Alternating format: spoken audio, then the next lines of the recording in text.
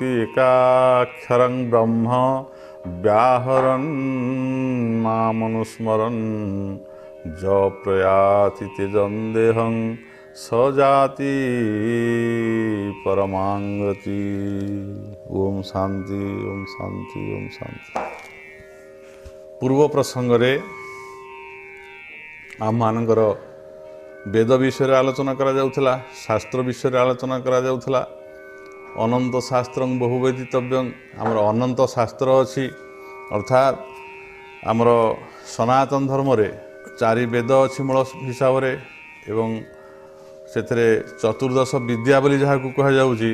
चतुर्दश विद्या हला किए ना ऋग यजु साम अथर्व चारि वेद, शिक्षा कल्प निरुक्त छांद ज्योतिष एवं ये है षड वेदर षड अंग एवं मीमांसा एवं धर्मशास्त्र पुराण आदि आपको मिसेदेले चतुर्दश बा 14 हुए, आपको कहते चतुर्दश विद्या। ये समस्त गुड़िक हूँ वेदर अंतर्गत, अर्थात अंगानि वेद चत्वार मीमांसा न्याय विस्तर धर्मशास्त्र पुराणांच विद्या चैता चतुर्दश। ये चतुर्दश विद्या ये सब वेद को नहीं बा वेद विभाग को आखि आगे रखा मुख्य प्रसंग भाव में ग्रहण करी ताकू सरलीकृत करने ताकू बुझेवा को जाई ये भारी माने हला माने चारि वेद पर आसिला शिक्षा कल्प आसिला निरुक्त आसिला छांद आसिला ज्योतिष शास्त्र आसिला व्याकरण आसिला एवं सेथिरे मीमांसा आसिला एवं सेथिरे धर्मशास्त्र आसिला। ये धर्मशास्त्र मध्य हूँ 18टा धर्मशास्त्र अच्छी, ये समस्त मिशिका धर्मशास्त्र कहुई। पुराण मध्य 18 अच्छी ताकू मध्य कहुई।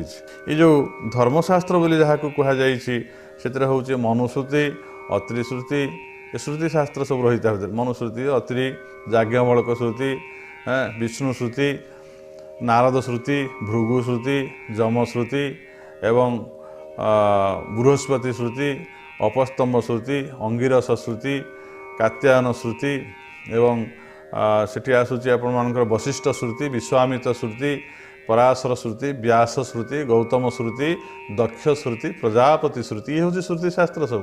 पुराण मध्य सेहीपरि रही जे मत्स्य पुराण, मार्कंडेय पुराण रही एवं भविष्य पुराण रही, भागवत महापुराण रही एवं ब्रह्म वैवर्त ब्रह्मांड पुराण एवं वराह विष्णु वायु वामन ये हेले चारि, अग्नि पुराण, नारद पुराण, पद्म पुराण, लिंग पुराण, कूर्म पुराण एवं स्कंद पुराण, ये मध्य अष्टादश पुराण रही।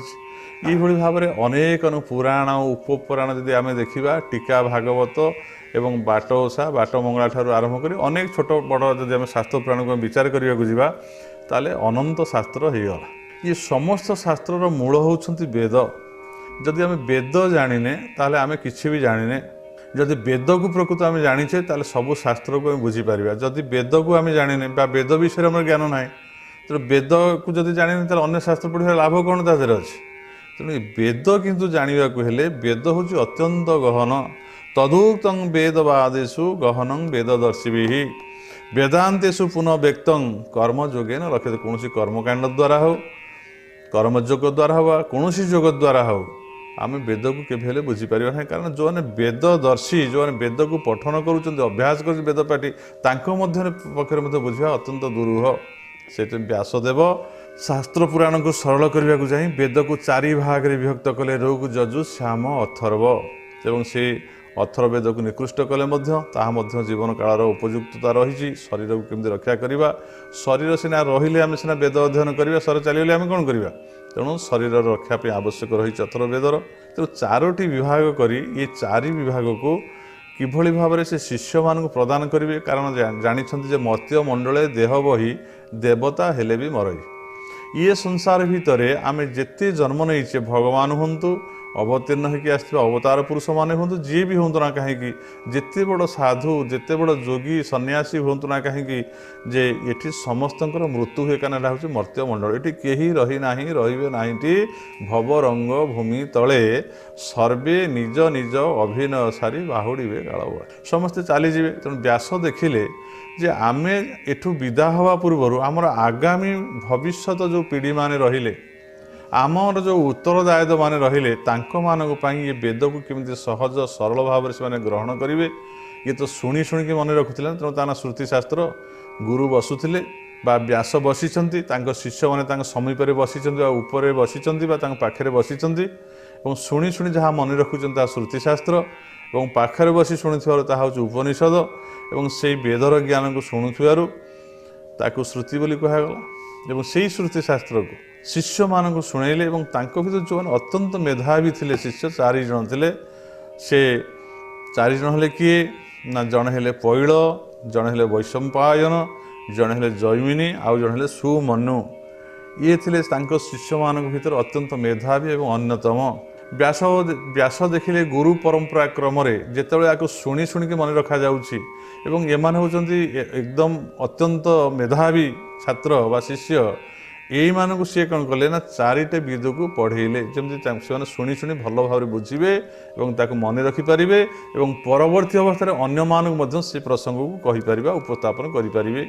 ସେଥିପାଇଁ କ'ଣ ହେଲା ନା ସିଏ ସେମାନଙ୍କୁ ପଢ଼େଇଲେ। କାହାକୁ ପଢ଼େଇଲେ ନା ପୈଳଙ୍କୁ ପଢ଼େଇଲେ, ବୈଶମ୍ପାୟନଙ୍କୁ ପଢ଼େଇଲେ ଏବଂ ଜୈମିନୀକୁ ପଢ଼େଇଲେ ଏବଂ ସୁମନଙ୍କୁ ପଢ଼େଇଲେ। ଏବଂ ସିଏ କ'ଣ କଲେ ନା ଋଗ୍ବେଦ ରୂପକ ସଂହିତାକୁ ବ୍ୟାସଦେବ ପ୍ରଥମେ ତାଙ୍କର ପରମ ଶିଷ୍ୟ ପୈଳଙ୍କୁ ଶିକ୍ଷା ଦେଲେ ଏବଂ ପୈଳ ତାଙ୍କର ଶିଷ୍ୟ ଇନ୍ଦ୍ରପ୍ରମାତିକି ତାକୁ ପଢ଼େଇଲେ ଏବଂ ଇନ୍ଦ୍ରପ୍ରମାତି ତାଙ୍କୁ ବାଷ୍କଳଙ୍କୁ ପଢ଼େଇଲେ, ବାଷ୍କଳ ତାଙ୍କୁ ପଢ଼େଇଲେ ଯାଜ୍ଞବଲ୍କ୍ୟଙ୍କୁ। ଏଇଭଳି ଭାବରେ ଗୁରୁ ପରମ୍ପରା ଭାବରେ ପ୍ରଥମ ଯେଉଁ ତାଙ୍କର ଋଗ୍ବେଦ ସଂହିତାକୁ ଯାହାକୁ ପ୍ରଥମ ବେଦ ଭାବରେ ଗ୍ରହଣ କରାଯାଏ, ସେ ତାଙ୍କର ଉତ୍ତମ ଶିଷ୍ୟ ବା ଅତ୍ୟନ୍ତ ମେଧାବୀ ଶିଷ୍ୟ ପୈଳଙ୍କୁ ତାକୁ ପଢ଼େଇଲେ। ତାକୁ ପୈଳ କ'ଣ କଲେ ତାଙ୍କର ଶିଷ୍ୟ ଇନ୍ଦ୍ରପ୍ରମାତିକୁ ପଢ଼େଇଲେ, ଇନ୍ଦ୍ରପ୍ରମାତି ତାଙ୍କର ଶିଷ୍ୟ ବାଷ୍କଳଙ୍କୁ ପଢ଼େଇଲେ, ବାଷ୍କଳ ତାଙ୍କର ଶିଷ୍ୟ ଯାଜ୍ଞବଲ୍କ୍ୟଙ୍କୁ ପଢ଼ାଇଲେ। ଏଇଭଳି ଭାବରେ ଗୁରୁ ପରମ୍ପରା କ୍ରମରେ ଇଏ ପ୍ରଥମରେ ତାଙ୍କର ଏ 4 ଶିଷ୍ୟ ହିଁ ଅତ୍ୟନ୍ତ ମେଧାବୀ ଥିଲେ, ଯେଉଁମାନେ ହେଉଛନ୍ତି ପୈଳ, ବାଷ୍କଳ, ଇନ୍ଦ୍ରପ୍ରମାତି ଏବଂ ଯାଜ୍ଞବଲ୍କ୍ୟ, ଯିଏ କି ଏଇ ଋଗ୍ବେଦ ସଂହିତାରେ ଅତ୍ୟନ୍ତ ବ୍ୟୁତ୍ପତ୍ତି ଲାଭ କରିଥିଲେ, ଅର୍ଥାତ୍ ସେତେବେଳେ ଡକ୍ଟରେଟ୍ କରିଥିଲେ, ତାପରେ ଯାହାକୁ ଆଜିକାଲି କୁହାଯାଉଛି। ତାପରେ ସେ ଋଗ୍ବେଦ ପରେ ଆସିଲା ଯଜୁର୍ବେଦ। ଏଇ ଯେଉଁ ଯଜୁର୍ବେଦ ସଂହିତାକୁ ସେ କ'ଣ କଲେ ନା ତାଙ୍କର ଅନ୍ୟତମ ଶିଷ୍ୟ ବୈଶମ୍ପାୟନ, ତାଙ୍କୁ ବୈଶମ୍ପାୟନ ଅତ୍ୟନ୍ତ ମେଧାବୀ ଥିଲେ।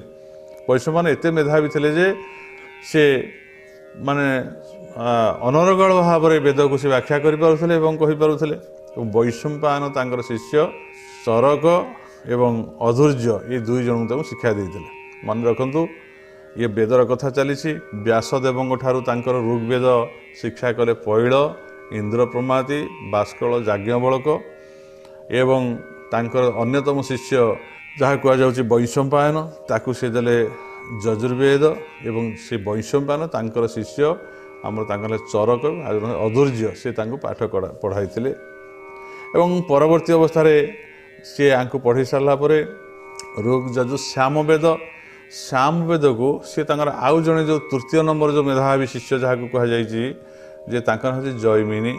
ସେ ଜୈମିନୀଙ୍କୁ ଯିଏ ପରବର୍ତ୍ତୀ ଅବସ୍ଥାରେ ମୀମାଂସା ଶାସ୍ତ୍ର ମଧ୍ୟ ପ୍ରଣୟନ କରିଥିଲେ, ସେ ଜୈମିନୀଙ୍କୁ ତାଙ୍କୁ ପାଠ ପଢ଼େଇଥିଲେ। କାହାକୁ ମାନେ ଆମର ସାମବେଦକୁ। ଆଉ ଥରେ ଭଲ ଭାବେ ମନେ ରଖନ୍ତୁ, ଇଏ ହେଉଛି ଆମମାନଙ୍କର ଗୁରୁ ପରମ୍ପରାର କଥା ଏବଂ ଋଷି ପରମ୍ପରାର କଥା, କିଭଳି ଭାବରେ ଭଗବାନଙ୍କ ଠାରୁ ମୂଳ ଭାବରେ ବେଦ ଆସିଲା ଏବଂ ତାକୁ କିଭଳି ଭାବରେ ଶୁଣି ଶୁଣି ସମସ୍ତେ ମନେ ରଖୁଛନ୍ତି ଗୁରୁ ପରମ୍ପରା କ୍ରମରେ। ସମସ୍ତ ଗୁରୁ ପରମ୍ପରା ଭିତରେ ବ୍ୟାସ ହେଉଛନ୍ତି ଅନ୍ୟତମ, ସେ ହେଉଛନ୍ତି ବିଷ୍ଣୁଙ୍କର ସଦୃଶ। ଭଲ ଭାବେ ମନେ ରଖନ୍ତୁ, ବ୍ୟାସ ତାକୁ ମାନେ ଯେତେବେଳେ କହୁଛନ୍ତି ଶିଷ୍ୟମାନେ ଶୁଣୁଛନ୍ତି ପାଖରେ ବସି, ତାକୁ କୁହାଗଲା ଉପନିଷଦ। ଗୁରୁଙ୍କ ସମୀପରେ ବା ସଦ୍ଗୁରୁଙ୍କ ସମୀପରେ ଶିଷ୍ୟ ଯାହା ଶୁଣୁଛନ୍ତି ତା ନାଁ ହେଉଛି ଉପନିଷଦ ଏବଂ ତାହା ଶୁଣି ଶୁଣି ମନେ ରଖୁଥିବାରୁ ତା ନାଁ ହେଉଛି ଶ୍ରୁତିଶାସ୍ତ୍ର। ଏବଂ ସେଇ ଶ୍ରୁତିଶାସ୍ତ୍ରକୁ ସେ ତାଙ୍କର ଅତ୍ୟନ୍ତ ଶିଷ୍ୟମାନଙ୍କ ଭିତରେ ମେଧାବୀ ଥିବା ଶିଷ୍ୟ ତାଙ୍କ ନାଁ ହେଉଛନ୍ତି ପୈଳ, ତାଙ୍କୁ ସେ ପାଠ ପଢ଼ାଇଛନ୍ତି ଏବଂ ପୈଳ ତାଙ୍କର ଶିଷ୍ୟ ହେଉଛନ୍ତି ବାଷ୍କଳ, ବାଷ୍କଳଙ୍କର ଶିଷ୍ୟ ହେଉଛନ୍ତି ଇନ୍ଦ୍ରପ୍ରମାତି ଏବଂ ତାଙ୍କର ଶିଷ୍ୟ ହେଉଛନ୍ତି ଯାଜ୍ଞବଲ୍କ୍ୟ। ଏ ପରମ୍ପରାରେ ତାକୁ ପଢ଼େଇବା ପରେ ତାପରେ ଆସିଲା ଆପଣଙ୍କର ଯଜୁର୍ବେଦକୁ ସେ ପଢ଼େଇଛନ୍ତି କାହାକୁ ନା ତାଙ୍କର ଅନ୍ୟତମ ଶିଷ୍ୟ ବୈଶମ୍ପାୟନକୁ ଏବଂ ପରବର୍ତ୍ତୀ ଅବସ୍ଥାରେ ବୈଶମ୍ପାୟନ, ଚରକ ଏବଂ ଅଧୈର୍ଯ୍ୟକୁ ତାକୁ ପଢ଼େଇଛନ୍ତି। ତାପରେ ଆସିଲା ତାଙ୍କର ସାମବେଦକୁ ମଧ୍ୟ ସେ କ'ଣ କରିଛନ୍ତି ନା ପଢ଼େଇଛନ୍ତି। କାହାକୁ ପଢ଼େଇଛନ୍ତି? ସାମବେଦକୁ ପଢ଼େଇଛନ୍ତି ଜୈମିନୀକୁ। ଜୈମିନୀ ସିଏ ମଧ୍ୟ ଅତ୍ୟନ୍ତ ମେଧାବୀ, ତାଙ୍କର ଜ୍ଞାନ ଶୈଳୀ ଏବଂ ଛନ୍ଦବନ୍ଧ ଅତ୍ୟନ୍ତ ଉପଯୁକ୍ତ ଥିବାରୁ ଆଉ ସାମବେଦ ଗାୟନ ହୋଇଥିବାରୁ ଗାୟନର ଯଜ୍ଞ ସେ ପାଠ୍ୟ ନୁହେଁ, ସେ ହେଉଛି ଗାୟନ ଯଜ୍ଞ। ତେଣୁ ତାକୁ ଜୈମିନୀଙ୍କୁ ଦେଲେ ଏବଂ ଜୈମିନୀ ମଧ୍ୟ ତାଙ୍କର ପରମ୍ପରା କ୍ରମରେ ସେ ତାକୁ ମଧ୍ୟ ପଢ଼େଇଲେ ଏବଂ ଚତୁର୍ଥ ନମ୍ବର ଯେଉଁ ବେଦ ବୋଲି କୁହାଯାଉଛି ଅଥର୍ବ ବେଦ, ଅଙ୍ଗିରସ ନାମକ ଯେଉଁ ଅଥର୍ବ ବେଦ, ସିଏ ତାକୁ ମଧ୍ୟ ପଢ଼େଇଲେ କାହାକୁ ନା ସୁମନ୍ୟୁଙ୍କୁ ପଢ଼େଇଲେ। ସୁମନ୍ୟୁ ତାକୁ ପଢ଼ିଲେ କାହାକୁ ନା ସୁମନ୍ତୁ ପଢ଼ିଲେ ଅଥର୍ବ ବେଦକୁ। ଏଇଭଳି ଭାବରେ ଚାରି ବେଦକୁ ବ୍ୟାସଦେବ ବିଭାଗୀକରଣ କରି ବା ଗୋଟିଏ ଥିଲା ବେଦ ଏବଂ ତାର ମୂଳ ହେଉଛି ପ୍ରଣବ ଅ ଉ ମ ଏବଂ ତାକୁ ସେ ଚାରି ଭାଗରେ ବିଭକ୍ତ କରିଛନ୍ତି। ଅତ୍ୟନ୍ତ ସରଳ ଭାବରେ ଶିଶୁମାନଙ୍କୁ ପଢ଼େଇଛନ୍ତି ଏବଂ ଗୁରୁ ପରମ୍ପରା କ୍ରମରେ ଏ ଶାସ୍ତ୍ରକୁ ବେଦକୁ ବିସ୍ତାର କରିଥିବାରୁ ଗୁରୁ ପରମ୍ପରା କ୍ରମରେ ବେଦକୁ ସର୍ବଜନୀନ ବିସ୍ତାର କରିଥିବାରୁ ତାଙ୍କ ନାଁ ହେଉଛି ବ୍ୟାସ। ବେଦକୁ ବିସ୍ତାର କରିଥିବାରୁ ତାଙ୍କ ନାଁ ହେଉଛି ବ୍ୟାକରଣ ବ୍ୟାସ ବୋଲି କୁହାଗଲା। ଏବଂ ଦ୍ୱୀପରେ ଜନ୍ମଲାଭ କରିଥିବାରୁ ପରାଶର ତାଙ୍କ ନାଁ ହେଉଛି ଦ୍ୱୀପାୟନ ବ୍ୟାସ। ବର୍ଣ୍ଣ କୃଷ୍ଣ ହୋଇଥିବା ତାଙ୍କ ହେଉଛି କୃଷ୍ଣ ଦ୍ୱୀପାୟନ ବ୍ୟାସ। ବେଦବ୍ୟାସ ବା ବାଦାରାୟଣ ବ୍ୟାସ କାହିଁ କୁହାଯାଏ ନା ବେଦକୁ ବ୍ୟାଖ୍ୟା କରିଥିବା ତାଙ୍କ ବାଦାରାୟଣ ବ୍ୟାସ। ବେଦକୁ ବିସ୍ତାର କରିଥିବାରୁ ହେଲେ ବ୍ୟାସ, ବେଦକୁ ବ୍ୟାଖ୍ୟା କରିଥିବାରୁ ହେଉଛନ୍ତି ବାଦାରାୟଣ ବ୍ୟାସ। ତାଙ୍କର ବର୍ଣ୍ଣ କଳା ଥିବାରୁ ତାଙ୍କ ହେଉଛି କୃଷ୍ଣ ବ୍ୟାସ ଏବଂ ଦ୍ୱୀପରେ ଜନ୍ମ ହୋଇଥିବାରୁ ତାଙ୍କ ନାଁ ହେଉଛି ଦ୍ୱୀପାୟନ ବ୍ୟାସ। ଏବଂ ତାଙ୍କର ମାତାଙ୍କର ନାମ ଥିଲା ସତ୍ୟବତୀ ଏବଂ ତାଙ୍କ ପିତାଙ୍କର ନାମ ଥିଲା ପରାଶର ଋଷି। ଏକଦା ପରାଶର ଋଷି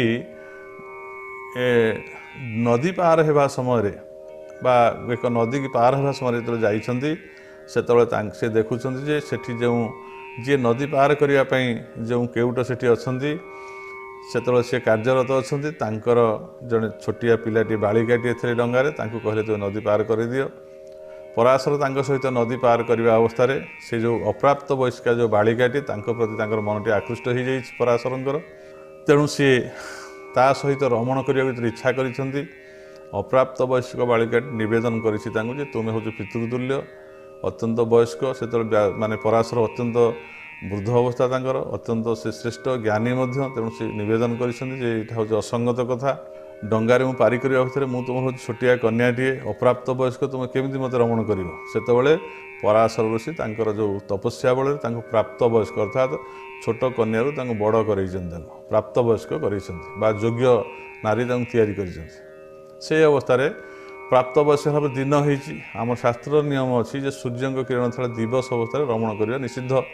ତେଣୁ ସେହି ସମୟରେ ଖୋଲା ଆକାଶରେ ଡଙ୍ଗା ଭିତରେ ଧର୍ମ ଡଙ୍ଗା ସେଠି ରମଣ କରିବା ନିଷିଦ୍ଧ ହୋଇଥିବାରୁ ସେଠି କ'ଣ କରିଛ ନା ତାଙ୍କର ତପସ୍ୟା ବଳରେ ସେଠି କୁହୁଡ଼ି ତିଆରି କରିଛନ୍ତି, ଯେଉଁଥିରେ ସୂର୍ଯ୍ୟ ଢାଙ୍କି ଯାଇଛନ୍ତି ଏବଂ ସେଠି ଅନ୍ଧକାର ଆସିଯାଇଛି। ଏବଂ ସେ କ'ଣ କରିଛନ୍ତି ନା ସେଠି ତାଙ୍କ ସହିତ ରମଣ କରିଛନ୍ତି ଏବଂ ରମଣ କରି ଯାଇଛନ୍ତି ଏବଂ ସେ ଝିଅଟି ଗର୍ଭବତୀ ଅଛି ଏବଂ ଗର୍ଭବତୀ ହେଲା ପରେ ସେ ଯେଉଁ ନଦୀର ଯେଉଁ ଟାପୁ ବା ଯେଉଁ ଦ୍ୱୀପଟିଏ ଥିଲା ସେଇଠି ସେ ଯାଇକି ତାକୁ ଜନ୍ମ ଦେଇଛନ୍ତି, ଛାଡ଼ି ଦେଇଛନ୍ତି ଏବଂ ତାଙ୍କ ନାଁ ହେଉଛି ବ୍ୟାସ।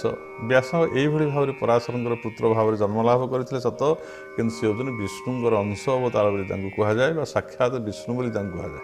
ତେଣୁ ସେ ବ୍ୟାସ ଅତ୍ୟନ୍ତ ବୁଦ୍ଧିମାନ ଥିବାରୁ ବେଦର ଅତ୍ୟନ୍ତ ସାର ତତ୍ତ୍ୱକୁ ଅଧ୍ୟୟନ କରି ବୁଝିପାରିଥିବାରୁ ସେଇ ବେଦକୁ ହିଁ ବିଭାଗୀକରଣ କରିଥିବାରୁ ସେ ହେଲେ ବେଦବ୍ୟାସ ଏବଂ ବିସ୍ତାର କରିଥିବାରୁ ତାଙ୍କ ନାଁ ହେଉଛି ବ୍ୟାସ ଏବଂ ଦ୍ୱୀପରେ ଜନ୍ମ ହୋଇଥିବାରୁ ଦ୍ୱୀପାୟନ ଏବଂ କୃଷ୍ଣ ରଙ୍ଗ ଥିବାରୁ ତାଙ୍କ ହେଉଛି କୃଷ୍ଣ ଦ୍ୱୀପାୟନ ବ୍ୟାସ। ଏଇଭଳି ଭାବରେ ତାଙ୍କୁ ଅନେକ ନାମରେ ଆମେ ଜାଣିଛେ। ତାଙ୍କୁ ଆମେ ଆଜି ଶତକୋଟି ପ୍ରଣିପାତ ଏଠି କରୁଛେ ଆମେ ସମସ୍ତେ, କାରଣ ସେ ଆମ ସମସ୍ତଙ୍କ ଗୁରୁ ପରମ୍ପରା ହେଉଛନ୍ତି ଗୁରୁ। ସେ ଆମକୁ କଲ୍ୟାଣ କରନ୍ତୁ, ଆମକୁ ସଦ୍ବୁଦ୍ଧି ଦିଅନ୍ତୁ, ଆମର ସମସ୍ତ ଅଜ୍ଞାନ ଅନ୍ଧକାରକୁ ଦୂର କରିଦେଇ ଆମ ଭିତରେ ଜ୍ଞାନର ଆଲୋକବର୍ତ୍ତିକା ପ୍ରଜ୍ୱଳିତ କରିଦିଅନ୍ତୁ। ଏଇ ଆମେ ତାଙ୍କ ପାଖରେ ସବୁବେଳେ ପ୍ରାର୍ଥନା କରିବା। ତେଣୁ ଏଇଭଳି ଭାବରେ ବ୍ୟାସଦେବ ଅନେକ କଥା ଆମ ପାଖରେ ଉପସ୍ଥାପନ କରିଯାଇଛନ୍ତି। ସେ କଥାର ଆମକୁ କରିବାକୁ ପଡ଼ିବ ଯେ ଆମକୁ ବୁଝିବାକୁ ପଡ଼ିବ ଯେ ବ୍ୟାସଙ୍କର ଖାଲି ତ ଏଇ ଯେଉଁ ଶାସ୍ତ୍ର ବେଦ ଖାଲି ନଥିଲା ନା, ସେ ଅଷ୍ଟାଦଶ ପୁରାଣ। ବ୍ୟାସ ପରବର୍ତ୍ତୀ ଅବସ୍ଥାରେ ଯେତେବେଳେ ଦେଖିଲେ ଯେ ମୁଁ ବେଦକୁ ଅତ୍ୟନ୍ତ ସରଳୀକୃତ କଲି, ଉପନିଷଦରେ ପରିଣତ କଲି, ବେଦାନ୍ତ ଦର୍ଶନ ଆଦି ଲେଖିଲି, ଷଡ଼ ଦର୍ଶନ ଲେଖିଲି, ମୁଁ ସମସ୍ତ କଥା ଶିଷ୍ୟମାନଙ୍କୁ ପଢ଼େଇଲେ ମଧ୍ୟ ଇଏ ମଧ୍ୟ ବହୁତ ଜଟିଳ, ଏତେ ସହଜ ନୁହେଁ।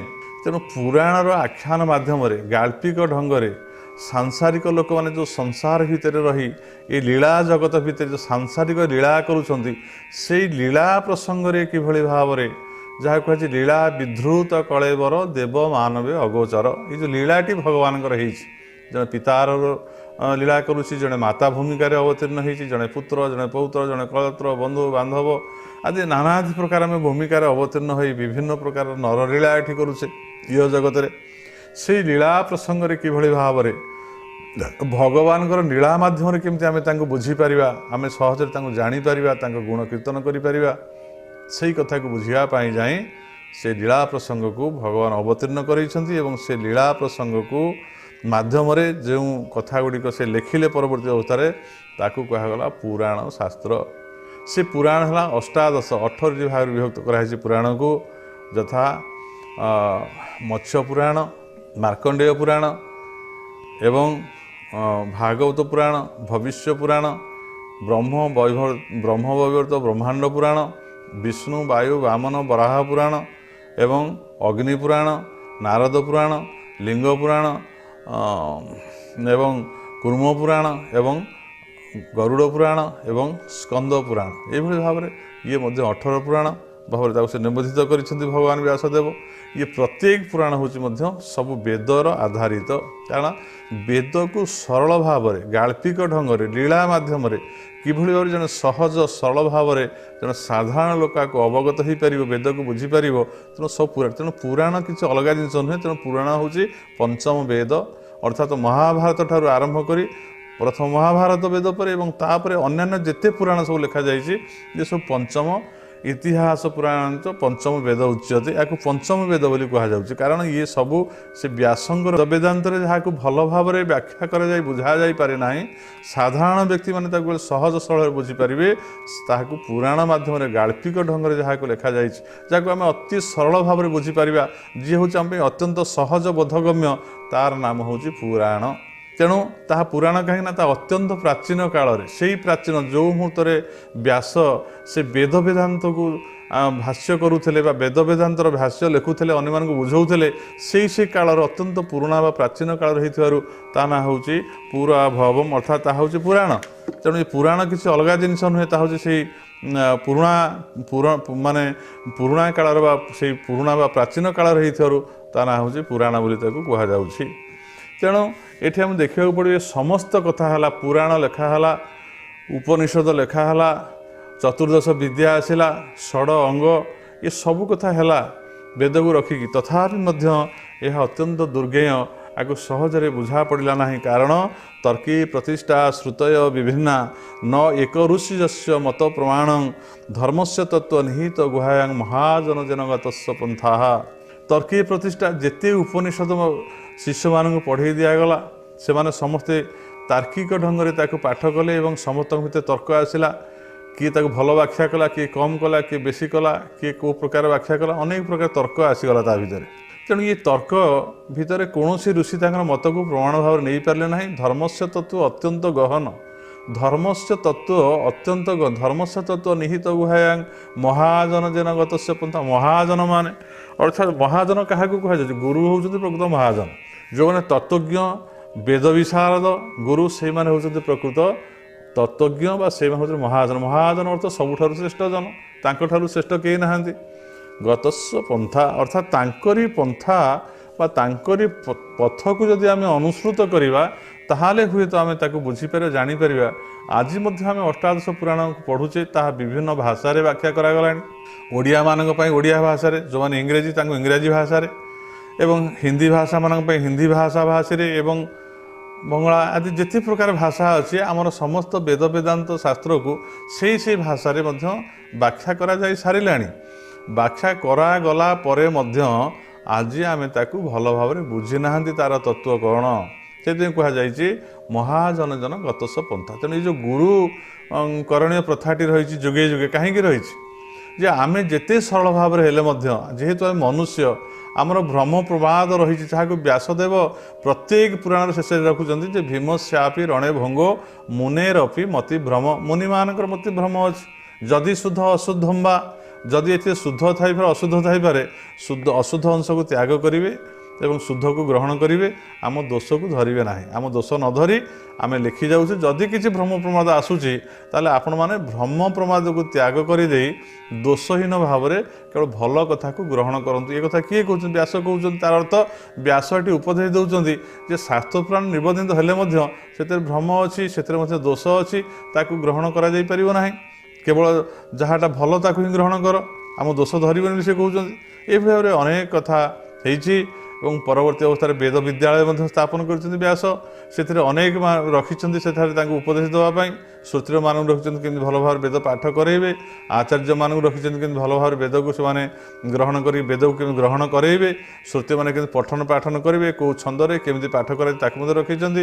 ଏବଂ ଅଧ୍ୟକ୍ଷମାନଙ୍କୁ ରଖିଛନ୍ତି ଯେଉଁମାନେ କି ତାକୁ ସମ୍ପୂର୍ଣ୍ଣ ଭାବରେ ତାକୁ ନିୟନ୍ତ୍ରିତ କରିବେ ଏବଂ ଠିକ୍ ସମୟରେ କେମିତି ନିୟମ ପ୍ରଣୟନ କରିକି କେମିତି ବେଦଭ୍ୟାସ କରାଯାଇପାରିବ ଏବଂ କେଉଁଠି କେଉଁମାନେ ବୁଝିପାରିଲେ ନାହିଁ ତାକୁ କେମିତି ଆହୁରି ଭଲ ଭାବରେ ସହଜ ସରଳ ଭାବରେ ଅନ୍ୟମାନଙ୍କୁ ଉପସ୍ଥାପନ କରାଯାଇପାରିବ। ଏ ସମସ୍ତ ବିଭାଗ କରି ବେଦ ବିଦ୍ୟାଳୟମାନେ ମଧ୍ୟ ସବୁ ଖୋଲିଲା ସେତେବେଳେ। ସବୁ କଥା ଠିକ୍ ଅଛି। ଆଜି ପର୍ଯ୍ୟନ୍ତ ଆମେ ଯେଉଁ ବେଦ ବେଦାନ୍ତ ସବୁ ପଢ଼ିକି ଏପର୍ଯ୍ୟନ୍ତ ଆସିଲେ, ସବୁ କଥା କଲେ, ସେଥିରେ ମଧ୍ୟ ଆମ ଭିତରେ ବହୁତ ଗୁଡ଼ାଏ ଭ୍ରମ ପ୍ରମାଦ ରହିଛି, ତାହା ସଂଶୋଧନ ହୋଇପାରୁନାହିଁ।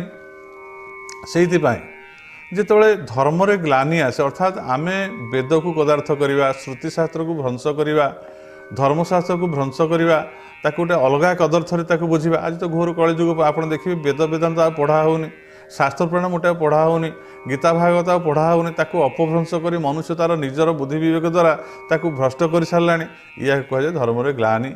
ସେଠି ଭଗବାନ କହିଛନ୍ତି ଯଦା ଯଦା ହି ଧର୍ମସ୍ୟ ଗ୍ଲାନିର୍ଭବତି ଭାରତ ଅଭ୍ୟୁତ୍ଥାନମ୍ ଅଧର୍ମସ୍ୟ ତଦାତ୍ମାନଂ ସୃଜାମ୍ୟହଂ ପରିତ୍ରାଣାୟ ସାଧୂନାଂ ବିନାଶାୟ ଚ ଦୁଷ୍କୃତାମ୍ ଧର୍ମ ସଂସ୍ଥାପନାର୍ଥାୟ ସମ୍ଭବାମି ଯୁଗେ ଯୁଗେ। ଯୁଗକୁ ଯୁଗ ଏହି ମତେ ପରମାନନ୍ଦ ଏ ଜଗତ। ମୁଁ ବାରମ୍ବାର ସୃଷ୍ଟିକୁ ଆସୁଛି କ'ଣ ପାଇଁ ନା ଏ ସୃଷ୍ଟିକି ମାନେ ପୁନରାୟ ଯେଉଁ ଧର୍ମକୁ ଗ୍ଲାନି ହୋଇଯାଇଛି ପୁନଃ ପୁନଃ ଧର୍ମକୁ ସଂସ୍ଥାପନ କରିବ। ଅର୍ଥାତ୍ କେଉଁ କର୍ମ କରଣୀୟ, କେଉଁ କର୍ମ ଅକରଣୀୟ, କ'ଣ କର୍ତ୍ତବ୍ୟ କ'ଣ କର୍ମ ରହିଛି ଏବଂ ଏ ସମସ୍ତ କର୍ତ୍ତବ୍ୟ କର୍ମ ସହିତ ମନୁଷ୍ୟର ଗତିପଥ କିଭଳି ଭାବରେ ସୁସଞ୍ଚାଳିତ ହୋଇପାରିବ, ନିୟମନିଷ୍ଠା ଭାବରେ କିନ୍ତୁ ଚଳପ୍ରଚଳ ହେବ, ଖାଦ୍ୟପେୟ ଆଚାର ବ୍ୟବହାର ଶିଷ୍ଟାଚାର ଠାରୁ ଆରମ୍ଭ କରି ଏ ସମସ୍ତ ତତ୍ତ୍ୱକୁ କେମିତି ବୁଝି ଶେଷରେ ମନୁଷ୍ୟ ଜ୍ଞାନୀ ହେବ, ବୁଦ୍ଧି ହେବ, ବିବେକୀ ହେବ ଏବଂ ସେ ବିଦ୍ୟାକୁ ସେ ଲାଭ କରିବ ଯେଉଁଥିରେ ସେ ମୁକ୍ତି ହୋଇପାରିବ। ଏ ସମସ୍ତ କଥାକୁ ଆଖି ଆଗରେ ରଖାହେଇଛି ତା ଭିତରେ। ତେଣୁ ଆକୁ ସମସ୍ତେ ବୁଝିପାରିଲେ ନାହିଁ। ତେଣୁ ପରବର୍ତ୍ତୀ ଅବସ୍ଥାରେ ଯେତେବେଳେ ଦ୍ୱାପର ଯୁଗ ଆସିଛି, ସେତେବେଳେ କହୁଥିଲି ଆରଥରକ ଯେତେବେଳେ ମହାଭାରତ ଦ୍ୱାପର ଯୁଗ ଆସିଛି, ଦ୍ୱାପର ଯୁଗରେ ସେତେବେଳେ ମଧ୍ୟ ଦେଖାଗଲା ଯେ ଧର୍ମରେ ଗ୍ଲାନି ହେଇଛି। କ'ଣ ଧର୍ମ ଗ୍ଲାନି ହେଇଛି? ମହାଗ୍ଲାନି ହେଇଛି। ଧର୍ମ ଅଧର୍ମ ଭିତରେ ମାନେ ଦୁଇ ଭାଇ ପଣ୍ଡୁପୁତ୍ରମାନେ ପାଣ୍ଡବ ଏବଂ ଧୃତରାଷ୍ଟ୍ରଙ୍କ ପୁତ୍ରମାନେ କୌରବ, ଇଏ ଦୁଇ ଭାଇ ଗୋଟିଏ ପରିବାର ଭିତରେ ଯୁଦ୍ଧର ସମସ୍ୟା ଦେଖାଦେଇଛି। ଈର୍ଷାବାଦ ଦେଶ ଘୃଣା ଭିତରେ ସମସ୍ତେ ଜର୍ଜରିତ ହୋଇଯାଇଛନ୍ତି। ସେଠି ଗୁରୁଜନମାନଙ୍କୁ ସେଠି ଭୀଷ୍ମ ଆଦି ତାଙ୍କର ଅଛନ୍ତି, ପିତାମହ ଭୀଷ୍ମ ଅଛନ୍ତି, ଗୁରୁ ଅଛନ୍ତି, କୃପାଚାର୍ଯ୍ୟ ଅଛନ୍ତି, ଗୁରୁ ପୁତ୍ରମାନେ ଅଛନ୍ତି, ଦ୍ରୋଣ ଆଦି ସମସ୍ତେ ଅଛନ୍ତି ସେଠି। କିନ୍ତୁ କାହାରି କଥା ସେଠି କିଏ ଶୁଣୁନାହାନ୍ତି। ଏଭଳି ଭାବରେ ଅଜ୍ଞାନତା ଭିତରେ ମୂଢ଼ତା ଭିତରେ କୌରବମାନେ ରହିଛନ୍ତି। ମାନେ କାହାରି ହିତ ଉପଦେଶକୁ କେହି ଗ୍ରହଣ କରି ରାଜି ନୁହନ୍ତି। ସମସ୍ତେ ନିଜ ନିଜର ଅଜ୍ଞାନ ଭିତରେ ବୁଡ଼ି ରହିକରି ନିଜର ଯେଉଁଟା କହନ୍ତି ଯେ ତାଙ୍କର ସ୍ୱାର୍ଥ ସିଦ୍ଧି କରିବା ପାଇଁ ସମସ୍ତେ ବ୍ୟସ୍ତ ଅଛନ୍ତି। ପଣ୍ଡୁମାନେ ଧର୍ମକୁ ଧରିଛନ୍ତି, ଗୁରୁ ଗୁରୁଜନଙ୍କୁ ମାନୁଛନ୍ତି, ଧର୍ମ କଥା ମାନୁଛନ୍ତି ଏବଂ ସମସ୍ତଙ୍କ ପ୍ରତି ତାଙ୍କର ସ୍ନେହ ରହିଛି, ଶ୍ରଦ୍ଧା ରହିଛି। କିନ୍ତୁ ଆଉ ଜଣେ କୌରବମାନେ ଚାହୁଁଛନ୍ତି ତାଙ୍କୁ ବିନାଶ କରିବେ, ରାଜ୍ୟକୁ ଭୋଗ କରିବେ, ୟାଙ୍କୁ ସେଥିରୁ ବଞ୍ଚିତ କରିବେ। ଏଇଭଳି ଗୋଟେ ସମସ୍ୟା ଆସିଲା ଏବଂ ସେଠି ବେଦ ବେଦାନ୍ତ ଶାସ୍ତ୍ର ଗୁରୁ ଗୁରୁଜନ କାହାରି କଥା ସେଠି ମନାଗଲା ନାହିଁ। ସେଠି ନାରୀମାନଙ୍କ ପ୍ରତି ଅତ୍ୟାଚାର କରାଯାଇଛି, ବିଭିନ୍ନ କଥା ଗୁରୁ ବୈଷ୍ଣବ ଦେବତାମାନଙ୍କ ପ୍ରତି ଅବମାନ କରାଯାଇଛି। ତେଣୁ ସେଇ ଯେଉଁ ଘୋର ସମୟ ଯେଉଁ ଗ୍ଲାନି ଆସିଛି, ସେଇ ସମୟରେ ପୁନରାୟ ଭଗବାନ ଚେଷ୍ଟା କରୁଛନ୍ତି, ଦେହ ଧାରଣ କରିଛନ୍ତି କୃଷ୍ଣ ରୂପରେ ଏବଂ ସେ ଚିନ୍ତା କରୁଛନ୍ତି ଯେ ଏ ଗ୍ଲାନିକି କେମିତି ଦୂର କରିବେ। ଆମେ ଆଜି ଶାସ୍ତ୍ରକୁ ଯେଉଁ ଅଧ୍ୟୟନ କରାଯାଉଛି କିଭଳି ଭାବରେ ଏବଂ ଶାସ୍ତ୍ର କେମିତି ଆସିଲା ଏବଂ ତା'ର ମୂଳ ନିର୍ଯାସ ହେଉଛି କ'ଣ, ସେ ବିଷୟରେ ଆମେ ପୁଙ୍ଖାନୁପୁଙ୍ଖ ଆଲୋଚନା କରୁଛେ ଏବଂ ଆଜି ସମୟ ହୋଇଯାଇଥିବାରୁ ଆମେ ଏଇଠାକୁ ବିଶ୍ରାମ ଦେଉଛେ। ଆସନ୍ତା କାଲି ପ୍ରାତଃ ସମୟରେ ପୁଣି ଆମେ ଆମର ଏଇ କଥାକୁ ଆରମ୍ଭ କରିବା ଏବଂ ଆରମ୍ଭ କରିକି ଆମେ ବୁଝିବା ଯେ ପ୍ରକୃତ ଶାସ୍ତ୍ରର ଅର୍ଥ କ'ଣ, ଆମେ କାହିଁକି ଶାସ୍ତ୍ର ଉପରେ ଏତେ ଗୁରୁତ୍ୱ ଦେଉଛେ। ତେଣୁ ଆପଣମାନେ ଆସନ୍ତୁ, ଉପସ୍ଥିତ ରୁହନ୍ତୁ, ଭଲ ଭାବରେ ଏହାକୁ ଶ୍ରବଣ କରନ୍ତୁ ଏବଂ ଆର ଯେଉଁ ଉପାଦେୟତା ତାକୁ ଉପଲବ୍ଧି କରି ଜୀବନରେ ଲଗାଇଲେ ନିଶ୍ଚିନ୍ତ ଭାବରେ ଆପଣ ଜୀବନ ସୁଖମୟ ହେବ। ଓମ୍ ଶାନ୍ତି, ଓମ୍ ଶାନ୍ତି।